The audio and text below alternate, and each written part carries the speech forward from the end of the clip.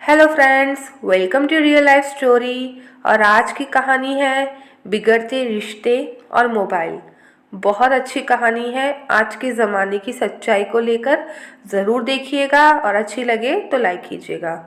सौम्या आज बालकनी में खड़ी होकर कुछ देख रही थी कि तभी उसकी बगल की सहेली साक्षी अपनी बालकनी में दिख गई और सौम्या को उसने आवाज़ दी। सौम्या कई आवाज़ों के बाद साक्षी की आवाज़ पर ध्यान दी। साक्षी ने सौम्या से कहा, मैं कितनी बार आवाज लगा चुकी हूँ, तुम कहाँ खोई हुई हो? आज मॉर्निंग वॉक पर भी नहीं आई। तुम्हारी तबीयत तो ठीक है ना? सौम्या बोली, तबीयत तो ठीक है, पर किसी और बात को लेकर मैं बहुत परेशान हूँ। उसकी सहेली साक्षी बोली, अगर मुझे बताने लायक हो तो बता सकती हो। सौम्या मुस्कुरा दी और बोली, बाद में बताऊंगी, अभी बहुत काम है, मैं जा रही हूँ, बाद में मिलते हैं। सौम्या दूसरे दिन साक्षी के घर गई। उदास चेहरा देख साक्षी बोली, क्या हुआ, पति से झगड़ा हुआ है क्या? सौम्या बोली, झगड़ा नहीं हुआ, थोड़ी कहा सुनी। तुम तो जानती ही हो मैं झगड़ा नहीं कर पाती। फोन आता देख साक्षी बात करने लगी और कुछ देर बाद आकर बोली, ये फोन जो है ना बहुत खराब है। इधर उधर बात करने में बहुत बार आदमी फंस जाता है और दूसरे के चक्कर में अपने घर का माहौल खराब हो जाता है। सौम्या साक्षी की ये बात सुनकर बोली, बिल्कुल सही कह रही हो तुम। मेरे घर का माहौल भी इस फोन की वजह से ही बिगड़ा हुआ है और कुछ मन बढ़ने के कारण। सौम्या बताने लगी, गौरव हमेशा फ़ोन पर ही बिजी रहता है, सबसे बातें करता है, ऑफिस से आने के बाद गेम और दोस्तों में।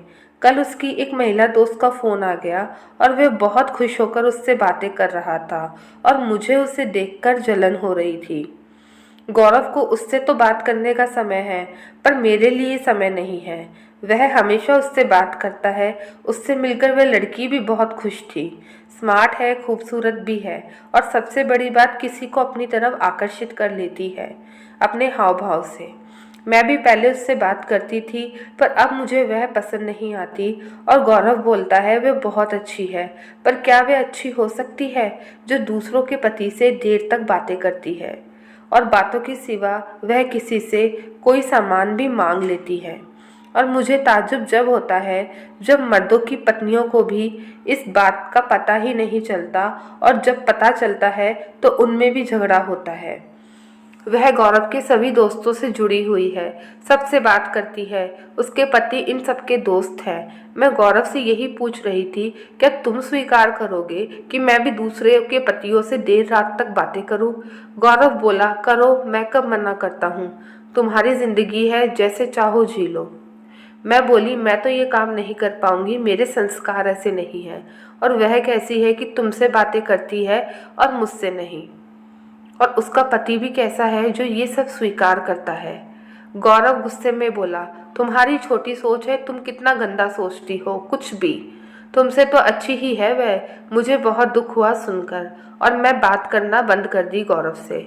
उसको समझ ही नहीं आ रहा कि वह क्या कर रहा है, या मुझे सताने के लिए ऐसा कर रहा है।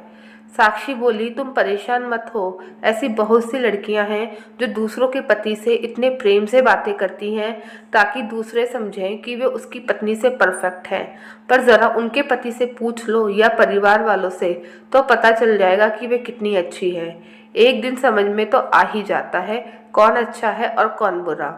और सौम्या, तुम परेशान मत हो, गौरव ने तुमसे शादी की है और वे प्यार भी तुमसे ही करता है। और रही बात उससे बात करने की, तो क्या फ़र्क पड़ता है, कोई टाइम पास भी तो चाहिए ना अपने पतियों को। समझो टाइम पास हो रहा है, कौन सी वो तुम्हारे शहर में रहती है कि उससे मिलना जुलना है? तुमको अच्छी नहीं लगती तो तुम उससे बात मत किया करो, सब ठीक हो जाएगा। और भी बहुत सारी बातें करने के बाद सौम्या अपने घर चली गई और साक्षी आज उसके बारे में सोचने लगी। दूसरे दिन शाम को सौम्या मॉर्निंग वॉक पर मिली और बताने लगी, आज सब सही है। उसको भी शायद एहसास हो गया कि वह गलत था, क्योंकि आज उस दोस्त की पत्नी ने गौरव के फ़ोन नहीं उठाए। और जब गौरव ने उससे पूछा कि तुम मेरे फ़ोन क्यों नहीं उठा रही थी, तो उसने गौरव को ये कह दिया कि मैं सिर्फ तुमसे बात करने के लिए थोड़ी ना फ़ोन रखती हूँ जो हर समय तुम्हारे फ़ोन को उठाती रहूँगी। ये सुनकर गौरव के सामने उसकी पूरी सच्चाई आ गई, पर मेरे सामने वे झुकना नहीं चाहता और अपनी गलती नहीं मान रहा है। पर आज उसने शाम को मुझे कई दिनों बाद कहा, चलो साथ खाना खाते हैं।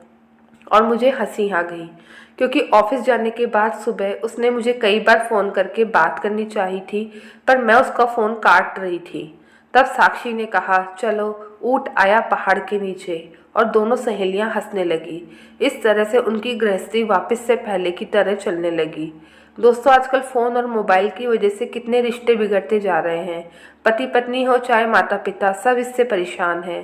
पहले ये नहीं था तो कितना सुकून था, लोगों को अपनों से बात करने का पर्याप्त समय था। पर जब से ये हाथ में आ गया है, अपने दूर और बेगाने पास हो गए हैं। दूसरों से बात करके लोगों को सुकून होता है, और अपनों से बात करने का उनके पास समय ही नहीं होता है। दोस्त होना बुरी बात नहीं है, पर अगर किसी दोस्त की वजह से घर परिवार में कलह हो, तो उस दोस्ती का भी क्या फ़ायदा कि आप अपना घर बर्बाद कर दो और दूसरों के आंसू पोंछते रहो।